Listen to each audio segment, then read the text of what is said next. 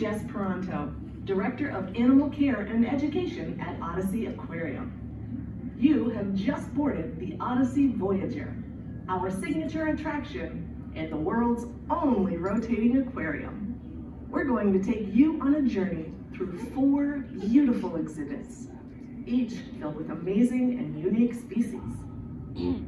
As you observe these incredible animals, we want you to learn about them and the role Odysea Aquarium plays in their health and well-being. And who better to teach you about these animals than the people that care for them every single day, our own animal care specialists. It's just about time to launch into some fun. So sit back, relax, and enjoy your journey aboard the Odysea Voyager. All right, thank you, Jess. You guys have a wonderful rest of your mission. We'll see you in about 20 minutes.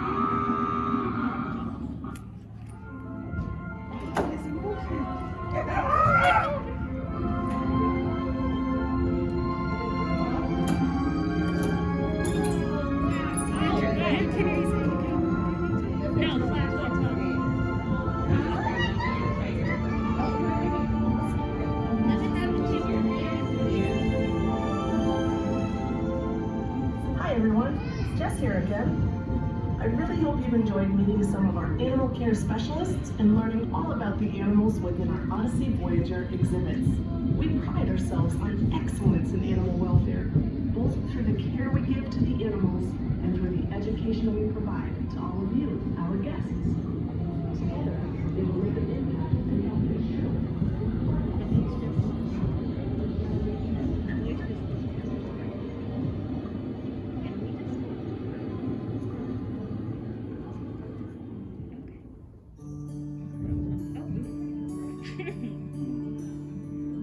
Hello, Odysea Voyagers, and welcome to the first exhibit on your journey. My name is Cassie, and I'm the Senior Animal Care Specialist that oversees many of our Odysea Voyager animals. In this exhibit, you're looking at many beautiful species, and I'd like to tell you a little bit about them.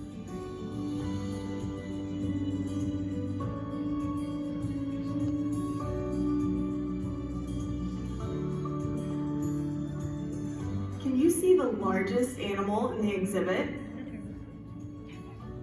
Her name is Pua, and she's a Hawaiian broad stingray. This species of ray is found in the Hawaiian Islands in Taiwan and can grow to have a wingspan of 5 feet across. Despite her intimidating size, she is extremely gentle and smart. She's very fond of scuba divers, and we swim with her often. It's made it very easy for us to build a close relationship with her.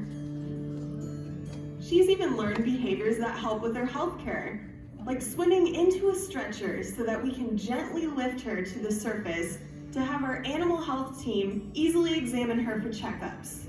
That's one big stretcher. Throughout the exhibit, you'll see 2 species of sea turtle, green and loggerhead. They are all rescued turtles that were severely injured and in need of a forever home.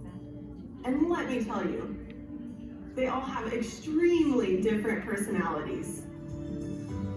Green sea turtle Erica was found stranded on a beach in November of 2011. Erica weighed only 30 grams at the time of her rescue, the same weight as a light bulb. She was found with damage to her shell, both rear flippers, and 1 front flipper, most likely caused by a predator. Erica was recovered and rehabilitated by a rescue facility in Texas. Due to the severity of her injuries, she was deemed non-releasable by the U.S. government, but has found her forever home with Odysea Aquarium. Erica, although our smallest turtle, rules the roost with her adventurous and spunky personality. She is thriving under our care and is a wonderful ambassador for the world's endangered green sea turtle population. spot our Sandbar Shark pups. Pup is the name for a baby shark. Oh guys, not again. Alright, back to it.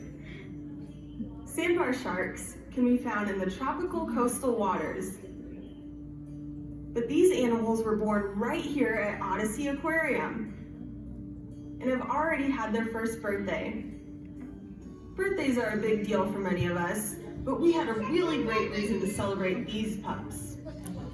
Successful shark births under human care can be a pretty rare thing. So we're very proud of how well they're thriving under the expertise of our animal care team. There's another trouble right over there.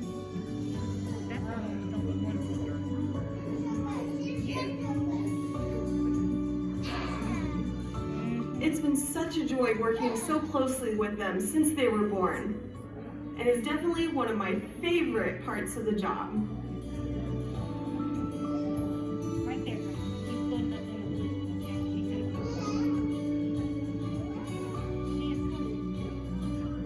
And with that, it's time to visit your next exhibit. Thanks for spending some time with me and learning about these totally awesome animals.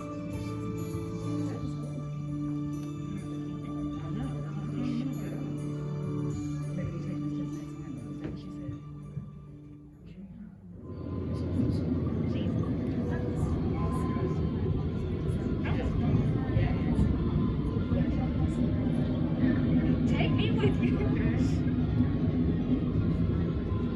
Bye, Erica.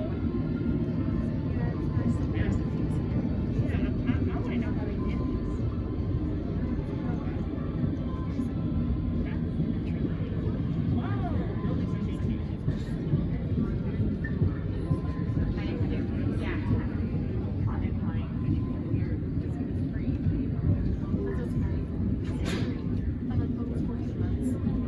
Look how big those fish are.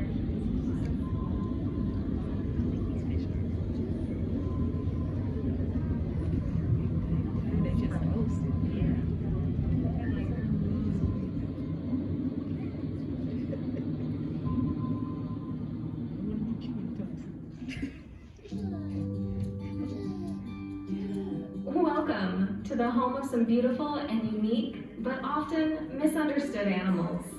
My name is Carrie, and I'm an animal care specialist, and I'm going to share some cool facts with you about these animals. Do you see anything resembling flying pancakes?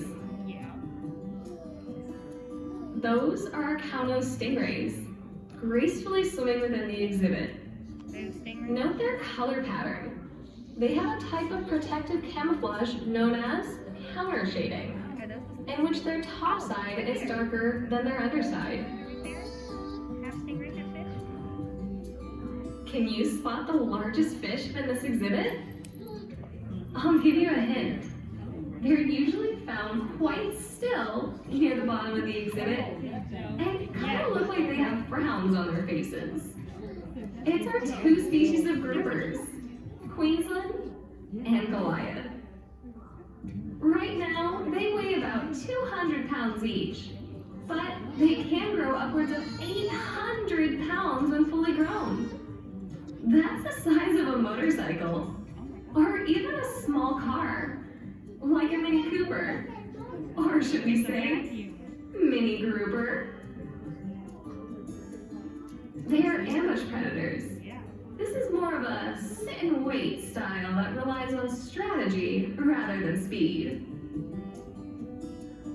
Groupers are suction feeders and move their jaws outwards so fast that they actually create a vacuum of water to draw in and swallow their prey whole. No ambushing necessary when we feed our groupers, though. My teammates and I dive with them and hand feed them. Afterwards, our smallest Goliath follows us around the exhibit for some special attention in her favorite form of chin and back scratches.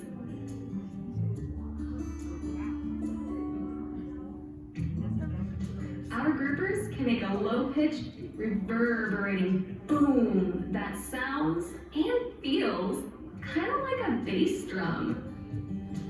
It's used to stun prey, attract a mate, or, in our groupers' case, produced when they're ready to eat. I can actually tell each of our groupers apart just by listening to their signature sound.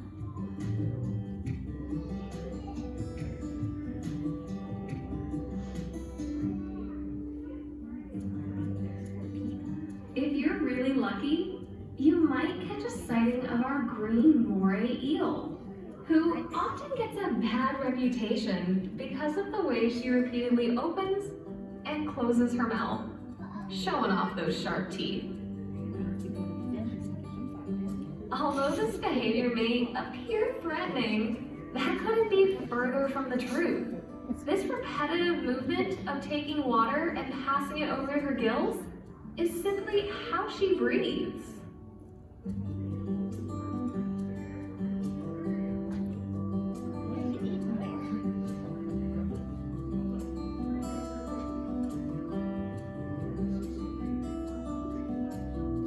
Did you know that a green moray eel is actually brown? She's covered with a yellow tinted mucus that, when added to her brown color, makes her appear green.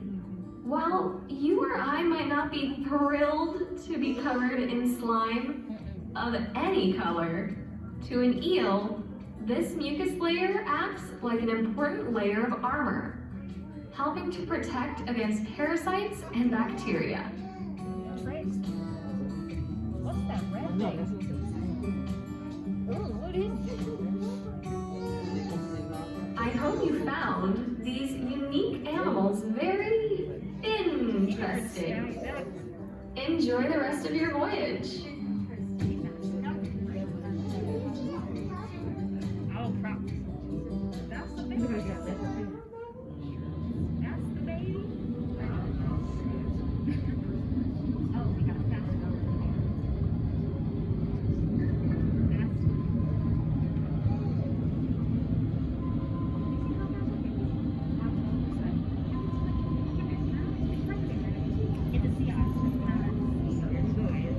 It's sea lion. Oh, I'm sorry. They're so majestic.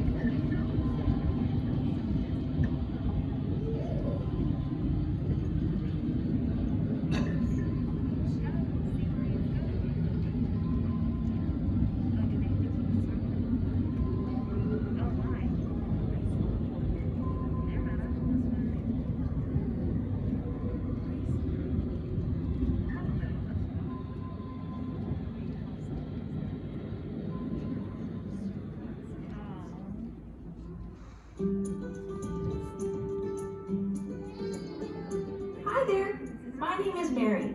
I'm the animal care manager, and I get the pleasure every day of taking care of these playful California sea lions. Yeah, they are really cute.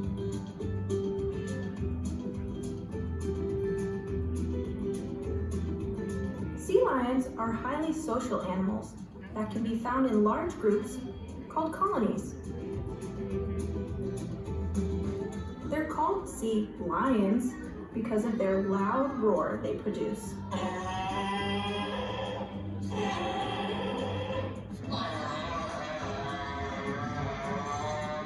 Sea lions use vocalization for many different reasons and can make sounds above and below the water. For example, during breeding season, males bark continually to establish territories.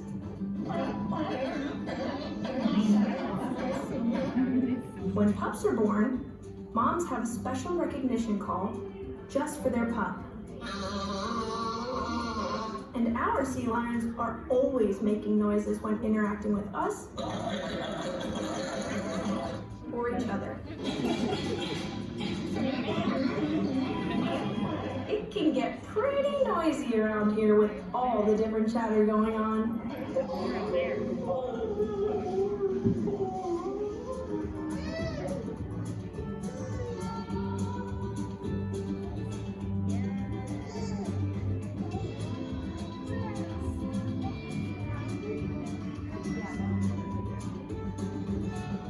California sea lions are faster than any other seal or sea lion in the world.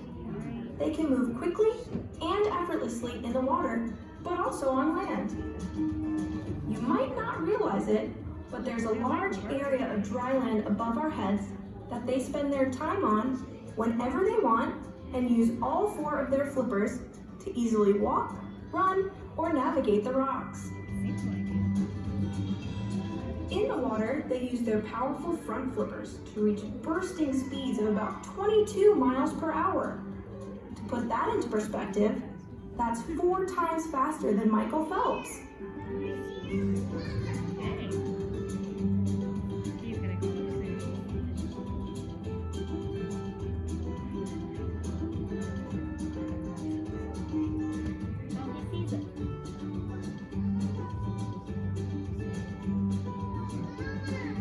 A sea lion's favorite thing to do? Play.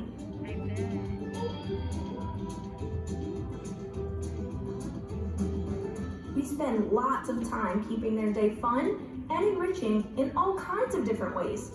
Just like you mix it up when you have fun. Whether playing in the sprinklers, interacting with their favorite toys, or spending time with us at the window.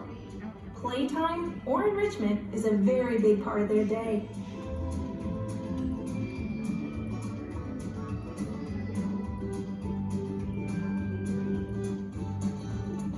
Sea lions are curious by nature and always busy investigating their environments. You might even call them nosy. And speaking of noses, on either side of a sea lion's nose, they have 38 whiskers called vibrissae that are highly sensitive to movement and objects in the water. Even if their environment were dark or murky, those vibrissae would guide them and help them feel their way through the water. Just like how we'd use our hands to navigate a dark room. I bet those of you with mustaches and beards feel a little jealous right about now, don't ya? Do you feel jealous?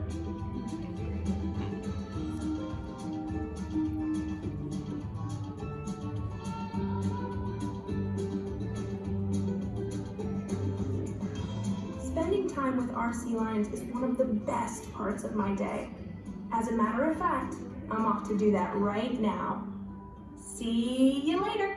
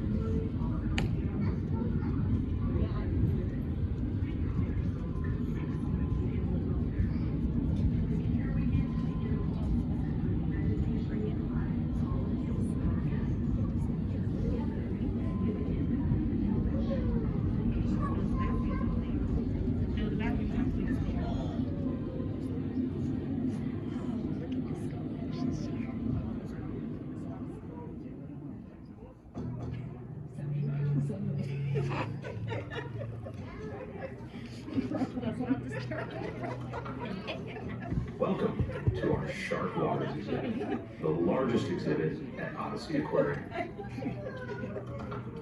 I'm Kyle, one of our animal care specialists, and I'll be your shark fish aficionado today.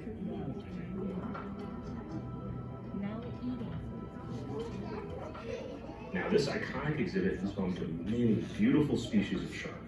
Let me point out a couple and see if you can spot them. One of my personal favorites are the sand tigers. They have those very toothy smiles. These sharks are the only species on the planet that go to the surface of the water to gulp air, which they store in their stomachs. This helps them float silently and stealthily through the water. And if they want to be a little less buoyant, they just let out a little air in the form of a very shark-sized burp.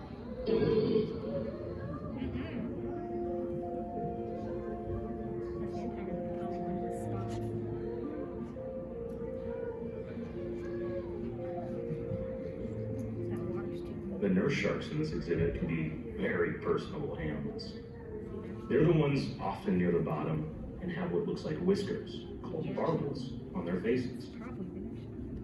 They will voluntarily participate in touch training with me and my teammates. Through our relationship with them, they have become well-trained wild animals and find our presence positive and rewarding. Some a little more than others. One has become known as quite the lap shark by the way she swims into our arms and parks her 300-pound self right on our laps.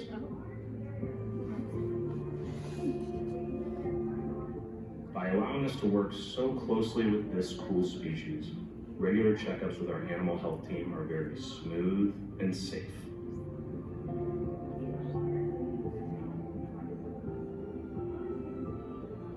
It's quite impressive to get to observe firsthand how intelligent sharks really are. In fact, each shark species can identify their own target when it's feeding time. A target is a designated colored or shaped tool that identifies a specific location for a shark to go to. When it's time to feed the sharks, each species finds their specific target and hover nearby, waiting for their food.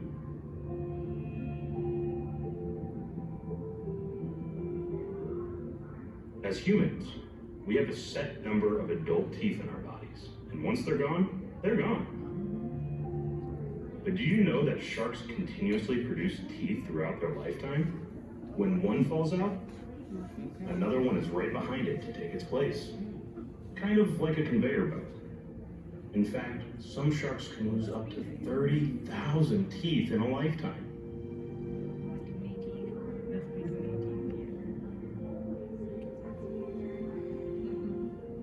Sharks have been roaming the Earth's oceans for around 450 million years. This is due to some amazing adaptations that allow them to remain top predators of their watery world. One of their coolest features is called the ampullae of Lorenzini. Now, you're probably thinking that sounds like a delicious pasta dish, but actually, it's a group of pores found on the rostrum or snout of the shark.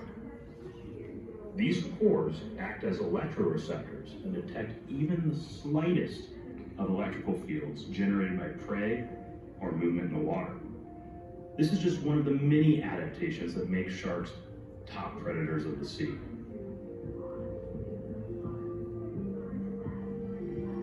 Looks like my time with you is up. Thanks for being jawsome, Voyagers.